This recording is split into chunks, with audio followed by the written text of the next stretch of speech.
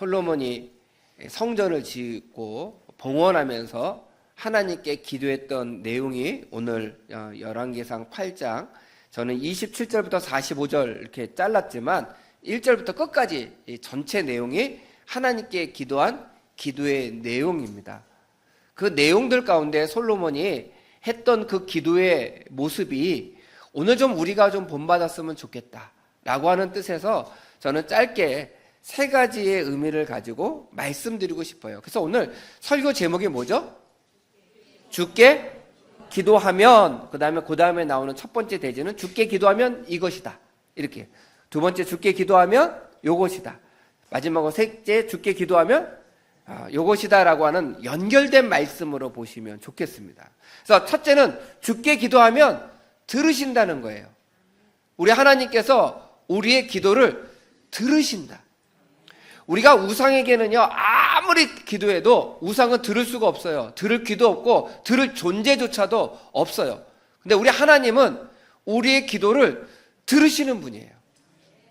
왜냐하면 우리에게 관심이 많으시고요, 우리를 사랑하시고요, 우리 모든 사람들이 다 구원받기를 원하시기 때문에 그 구원받기를 원하는 대상자들이 하나님께 간절히 기도하면 하나님께서 그 기도를 들으신다라고 하는 거예요. 오늘 27절 말씀 우리 함께 봉독하겠습니다. 27절 말씀 시작.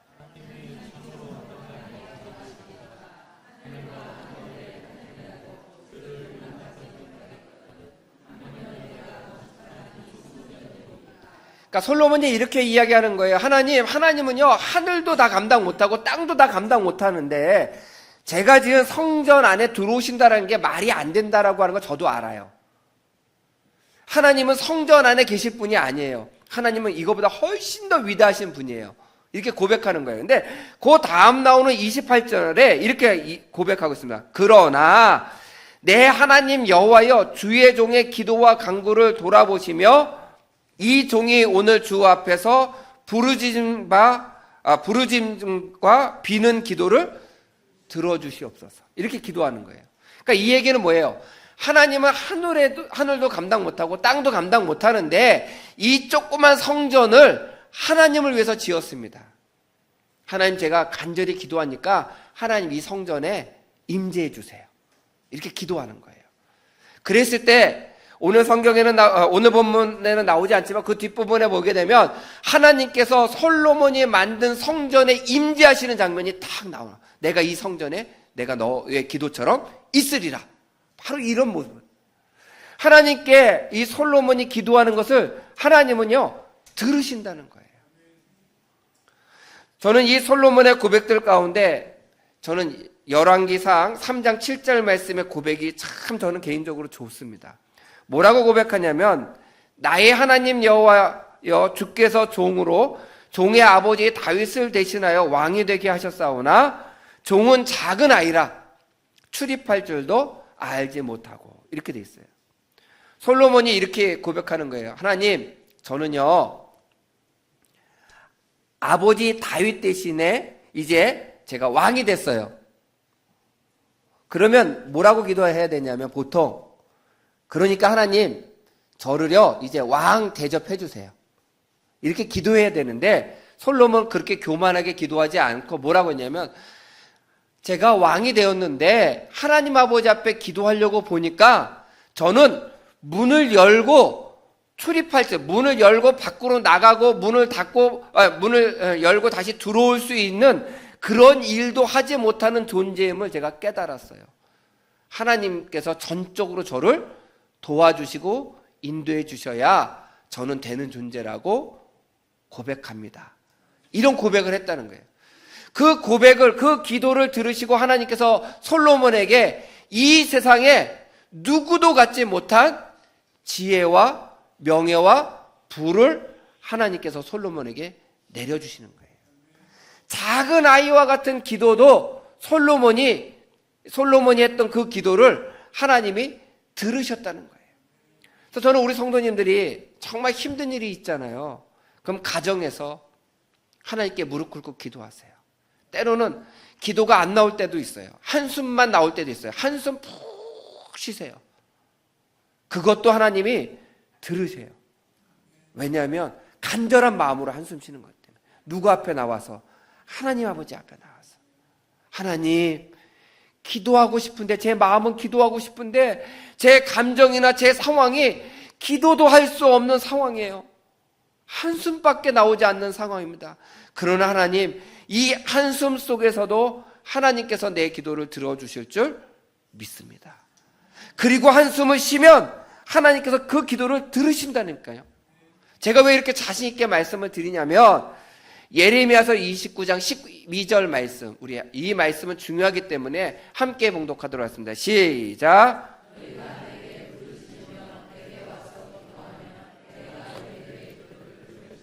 예, 내게 부르짖고 내게 와서 기도하면 내가 들을 것이다. 누가 말씀하셨어요? 하나님께서 예레미야 선지자에게 말씀하신 거예요. 이것은 약속이에요. 예레미야에게만 주신 약속이 아니라 오늘날 우리들에게도 주시는 약속의 말씀이에요. 하나님은 내 기도를 들으신다. 이 믿음을 가지고 우리가 간절히 기도하셔야 합니다. 왜 이런 말씀을 드리냐면, 미국의 영 라이프라고 하는 청소년들을 대상으로 선교하는 선교단체, 아주 큰 단체가 있습니다. 세계적인 단체예요. 근데 이 단체를 만든 짐 레이번이라고 하는 청년이 있는데 신학생이었어요.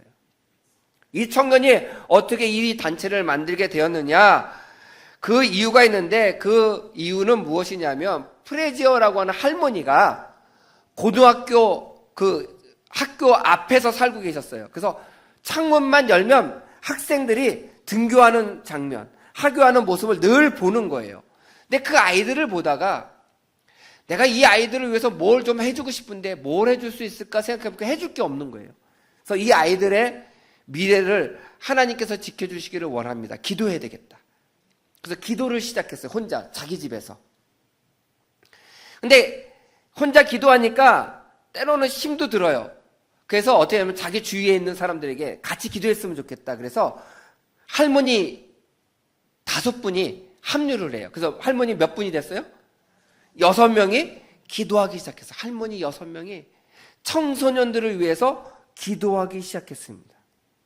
그렇게 기도하기 시작한 지 6년째 될 때에 짐 레이번이라고 하는 이 신학생이 할머니들이 모여서 청소년들을 위해서 기도한다라고 하는 이야기를 듣고 저도 그 기도 모임에 참석하기를 원합니다. 그래서 그 기도 모임에 참석을 하게 됐어요. 그 기도 모임에 참석을 했다가 너무너무 은혜를 받고, 하나님께서 나에게 주신 사명은 청소년의 영혼을 구원하라고 주신 사명이야. 그렇게 해서 만든 게 영라이프, 젊은 사람들의 생명을 살리는 선교회를 만들어서 지금도 청소년 사역의 큰 부분을 감당하는 자가 됐다는 거예요. 한 할머니의 기도로 시작한 그 기도 모임이 지금은 수많은 청소년을 살리는 선교 단체를 만들게 되었다. 하나님은 골방에서 하는 기도도 들으시는 분이세요. 그래서 우리 성도 여러분들, 어떠한 순간에도 좌절하지 마시고 하나님께 최선을 다하여 기도하시는 성도가 되시기를 간절히 부탁을 드립니다. 두 번째는, 주께 기도하면 회복하여 주세요. 회복시켜 주세요. 우리를 회복하도록 만들어 주세요. 하나님께 기도하면 우리의 환경을 만져주시기도 하지만 하나님께서 우리 자신을 바꿔주시기도 하세요. 제가 우리 성도님들께 한번 여쭤볼게요. 제가 오래전에 어느 목사님 설교를 듣다가 그 예화가 너무 재밌어서 제가 기록을 좀 해놨었어요. 근데 그 설교의 예화의 내용이 뭐냐면, 오늘 또 마침 우리가 결혼을 앞둔 예비 부부가 왔는데, 아들이 결혼을 하겠다라고, 결혼하고 싶은 여자가 둘이 있다라고 얘기하면서 부모님이 선택해 주시는 여자랑 결혼을 하겠다고 얘기를 한 거예요. 근데 그 두 여자 예비 신부들을 알고 있었는데, 그 부모님들이 한쪽은 신앙생활을 열심히 하고 새벽기도도 한 번도 안 빠지는 청년이에요. 근데 시아버지 시어머니 말을 하나도 안 들어요. 그런데 또 다른 그 신부, 예비 신부는 시아버지 말씀은 잘 순종하는데 신앙생활만 안 하겠다고 하는 거예요. 그럼 누구랑 결혼시키실 거예요? 우리 성도님들 대답 좀 해보세요.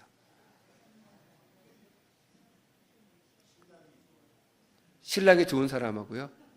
신랑은 부모님이 선택해 준 사람하고 결혼한다니까요. 아마 속으로 생각이 많으실 거예요.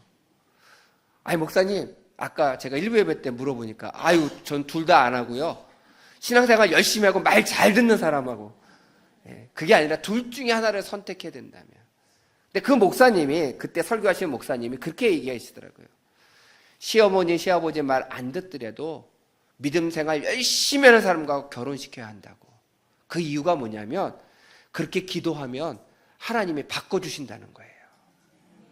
아무리 좋은 사람도 기도하지 않고 신앙생활하지 아니하면 그는 그 사람들을 그대로 가지만 못되고 잘 성품이 삐딱하고 뭐가 난 사람일지라도 하나님께 열심히 기도하고 하나님의 뜻대로 사는 그 예배에 열심히 참여하면 하나님께서 결국은 그 사람을 바꿔주신다는 거예요. 그런 믿음이 없으면 시어머니, 시아버지 말 잘 듣는 며느리랑 결혼하라고 하는 거고, 하나님에 대한, 하나님이 저 사람을 바꿔주실 거야 라고 하는 분명한 믿음이 있으면 믿음 생활 열심히 하는 사람과 결혼하라고 말할 수 있다라고 하는 거예요.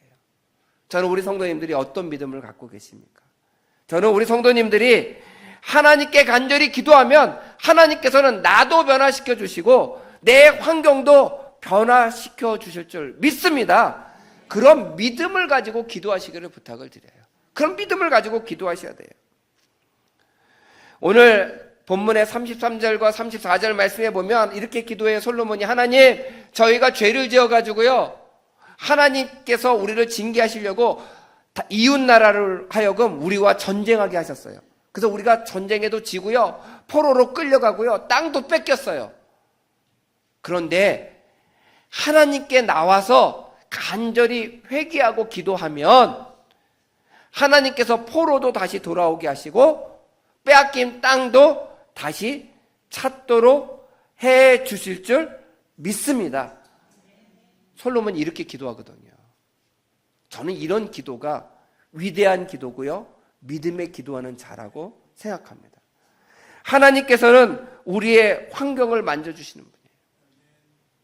그리고 때로는 환경을 바꿔주시지 아니하시면 나 자신을 바꿔주시는 분이에요. 내가 바뀌면요, 내 환경은요 저절로 따라오더라는 거예요. 그래서 우리가 하나님 아버지 앞에 정말 간절히 기도하면 하나님께서는 우리의 건강도 회복시켜 주시고 우리의 마음도 회복시켜 주시고 물질적인 부분도 회복시켜 주시고 사명을 다시 깨닫는 회복도 있도록 만들어 주실 줄 믿습니다. 그렇기 때문에 우리가 하나님께 기도하면 뭐 한다고요? 회복시켜 주시는 은혜를 누리게 된다. 마지막으로는 차별 없는 은혜를 주신다는 거예요. 차별 없는 은혜를 주신다. 하나님께 기도하면 차별 없는 은혜를 주신다. 이게 뭐냐면 하나님께 기도할 때는 이런 자격이 있어야 돼 라고 말씀하시지 않는다는 거예요. 너 봉사 몇 시간 했어? 조금 모자라. 조금 더 봉사한 다음에 그 다음에 기도해 라고 말씀하시는 분이 아니라는 거예요. 하나님은 어떤 순간에 어떤 곳이든지 어떤 장소이든지 어떤 감정이든지 하나님께 간절히 기도하는 자의 기도를 들으시고 응답하시는 분이 우리 하나님이에요. 은혜를 주시는 분이 우리 하나님이에요. 제가 아는 어떤 성도님이 한 분 계십니다. 그 성도님은요, 말씀을 듣고 결단한 게 있대요. 그게 뭐냐면 직장 안에서도 그리스도인답게 행동하고 말해야 되겠다. 근데 직장 안에서 그리스도인답게 행동하고 말하는 것이 정말 어렵더라는 거예요. 화내야 될 때도 있고 정말 거친 말을 쏟아부을 때도 있고 그것밖에 못하냐고 야단쳐야 될 때도 있고 또 말도 안 되는 것으로 야단 맞아서 본인의 마음 가운데 미움의 감정이 생길 때도 있다라고 하는 거예요. 그래서 이분은 내가 이 직장 안에서 그리스도인답게 생활해야지 라고 결단하고 난 다음부터 정말 감정적으로 막 요동치는 순간, 내가 그리스도인답게 살지 못하는 순간이 올 때마다 화장실을 간다는 거예요. 이분이 남자분인데 화장실에 가셔가지고요, 변기 위에 앉아서 기도한다는 거예요. 하나님, 기독교인답게 산다고 하나님께 약속했는데 지금 제 감정은요, 제 부하 직원에게 쏟아 부어야 되는 그 순간입니다. 그러다 보면 기독교인답게 내가 행동하지 못하고 말하지 못할 것 같아요. 하나님, 제 감정을 만져주시고요, 기독교인답게 내 부하 직원에게 말할 수 있도록 도와주세요. 이렇게 그 감정이 힘들어지고 기독교인답지 못하게 행동하거나 말하게 될 때마다 화장실에 들어가서 기도한다는 거예요. 하나님이 야, 기도할 데가 없어서 화장실에서 기도하니? 너 기도는 냄새난다 하시는 분이 아니라는 거예요. 하나님은 뭘 보시냐면, 얼마나 간절하면, 얼마나 기독교인답게 살고 싶으면 저가 화장실에 들어가서 나에게 간절히 부르짖을까, 그 기도하는 모습을 보신다는 거예요. 그리고 이분은 뭐라고 얘기하시면, 그렇게 기도하고 나면요, 하나님께서 내가 가지고 있는 마음의 크기보다 훨씬 큰 은혜의 마음을 주시더라는 거예요. 그래서 전에보다 훨씬 더 사람과의 관계 가운데 실수하는 부분이 적어졌습니다.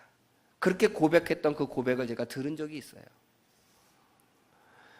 우리가 하나님 아버지 앞에 기도할 때요, 하나님은 차별 없이 우리의 기도를 들으시는 분이에요. 그리고 은혜를 내려주시는 분이십니다. 오늘 41절과 43절, 41절부터 43절까지 말씀에 보게 되면 41절만 우리 먼저 봉독하겠습니다. 우리 41절만 시작.